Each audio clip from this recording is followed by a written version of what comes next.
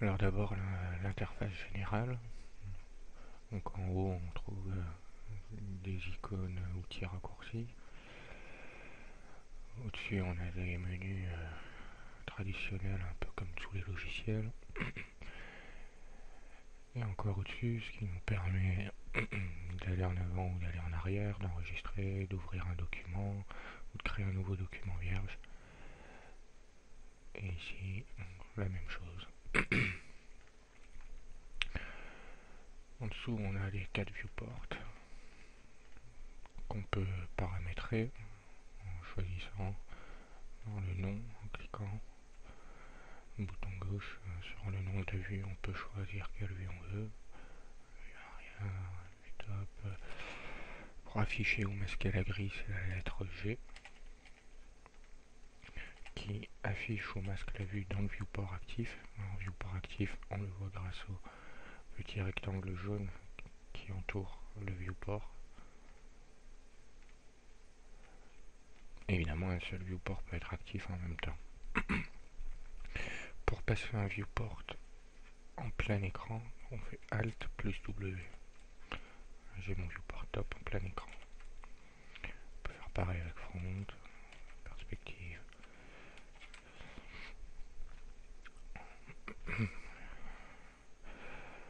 À droite vont se trouver toute la partie création, que ce soit des primitives 3D ou des primitives 2D, des lumières, des caméras, des aides, des déformations, des systèmes. Dans chaque catégorie, on retrouve un menu déroulant qui va nous permettre de choisir plus d'éléments de la catégorie. Des primitives étendues, des objets composés, des systèmes de particules. Pareil pour les splines, on peut retrouver des cures, des NURBS, des splines étendus. Pour les lumières, etc. Au-dessus, on se trouvait les onglets qui vont permettre de modifier la géométrie, de modifier sa hiérarchie, de faire de l'animation, de choisir ce qui va être visible dans les viewports, de choisir des utilitaires.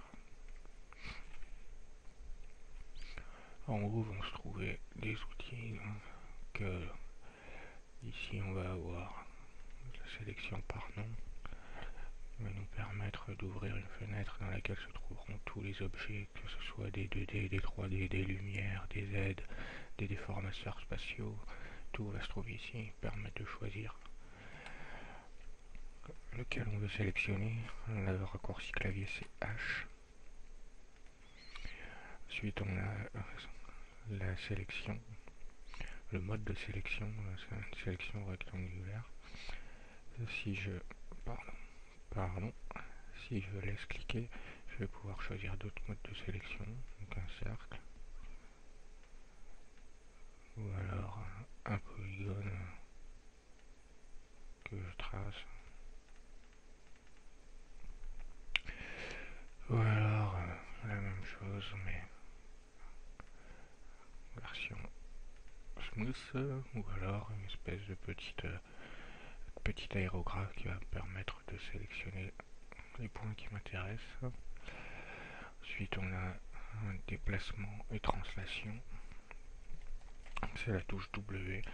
Alors je vais faire une petite 3D pour qu'on puisse voir le gizmo qui change. Alors ce qu'on appelle un gizmo, c'est cette représentation des axes X, Y, Z. Si j'appuie sur la touche W, on voit que je passe ici dans le mode Selected Move et on voit que mon gizmo a changé. J'ai bien maintenant un gizmo qui me permet de faire des mouvements de translation.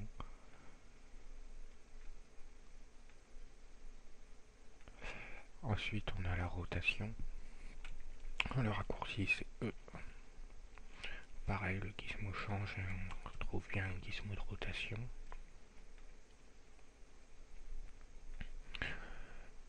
Enfin, ça va être pour faire une déformation. C'est la touche R. Ça va permettre de déformer un objet selon les contraintes de tel ou tel axe.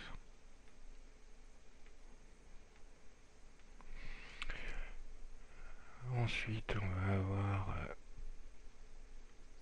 ces deux-là qui peuvent être pas mal utiles. Alors, premier snap toggle, si vous faites un clic droit dessus, vous allez pouvoir avoir d'autres options qui vont vous permettre d'automatiquement, quand vous vous déplacez, attacher au point de la grille. Vous voyez que là je suis contraint au point de la grille. On peut le faire au pivot, au vertex, au gris de la ligne, au tangent, etc. Le deuxième snap permet quant à lui de verrouiller l'angle. C'est la touche A qui va permettre, si je me prends l'outil de rotation, en ayant le snap toggle angle d'activer, je vais être contraint tous les 5 degrés. On voit dans les coordonnées qui s'affichent que je passe par palier de 5 degrés. Vous pouvez également faire un clic droit sur une de ces icônes, translation ou rotation. Un clic droit dessus va vous ouvrir la boîte de transformation correspondante sur lesquelles vous pourrez agir sur les coordonnées X, Y, ou alors faire un décalage par rapport au monde. Vous pouvez également faire le clic droit sur les deux petites flèches, et ça à n'importe quel endroit. Les deux petits droits, les deux clics droits sur une flèche, sur une double flèche, vous permet de remettre le champ à 0. Voilà pour les petits trucs qui peuvent servir. Là, nous avons un miroir qui va me permettre de faire une symétrie de la pièce sélectionnée. Alors, il va d'abord me demander selon quel axe je veux faire ma symétrie, me demander un décalage si je veux que ma symétrie soit décalée d'un côté ou de l'autre par rapport à l'original. Et d'ailleurs, est-ce que je veux une symétrie d'un nouvel objet ou est-ce que je veux le même objet? Soit je fais pas de clone, soit je fais une copie, soit j'en fais une instance, soit une référence. Alors une copie, j'aurai deux versions qui seront tout à fait distinctes. C'est-à-dire je pourrais modifier celle-là sans que ça n'affecte celle-là. Tandis que si je fais une instance, la copie que je fais va être dépendante de l'objet original. Si je modifie l'objet original, l'objet dont il est l'instance,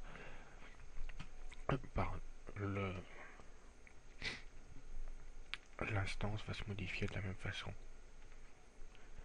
Je prends le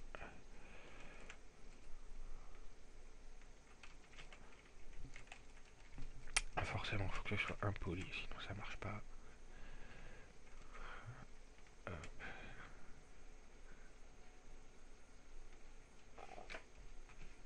Voilà.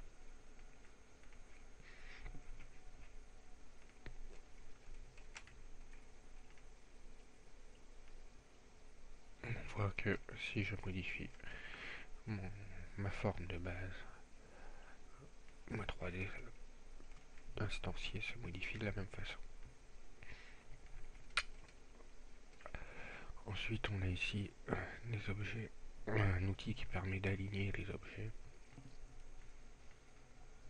Alors, selon différentes sources, là c'est par rapport à notre objet, là c'est par rapport à un point lumineux, là par rapport à un point lumineux, merde, pardon.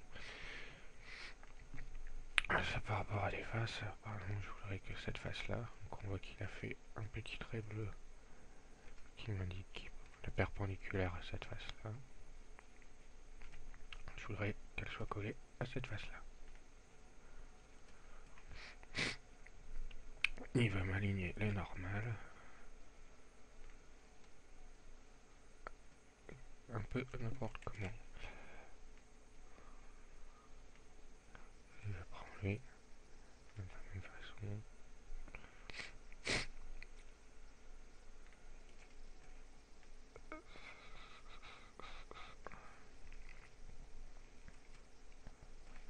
parce que je suis en vertex, faut pas être en vertex. Hop, là on a bien un décalage. On a bien des... Pardon. Les faces qui se sont mises côte à côte.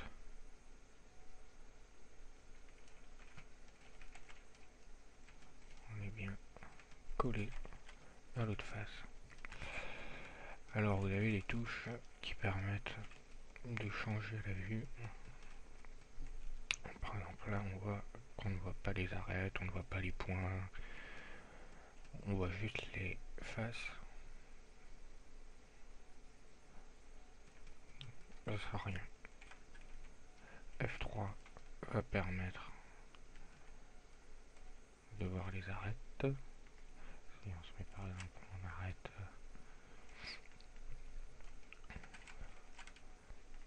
alors que là je les vois pas forcément. F3 me montre toutes les arêtes.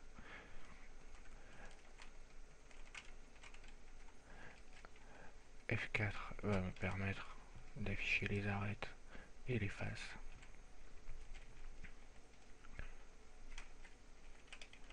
F5 me permet, alors je sais pas, on va le voir sur le gizmo. Si je me mets comme ça, je suis en translation libre sur l'axe X et Z. Si j'appuie sur F5, si j'appuie sur F5, je contrains le déplacement en X. Si j'appuie sur F6, je le contrains en Y. F7, je le contrains. F7, je le contrains sur l'axe Z. Ensuite, nous avons ici le Material Editor. Ah non, qui dit bien ce à quoi ça sert? Ça sert de faire des matériaux. Donc c'est là où on va appliquer les textures.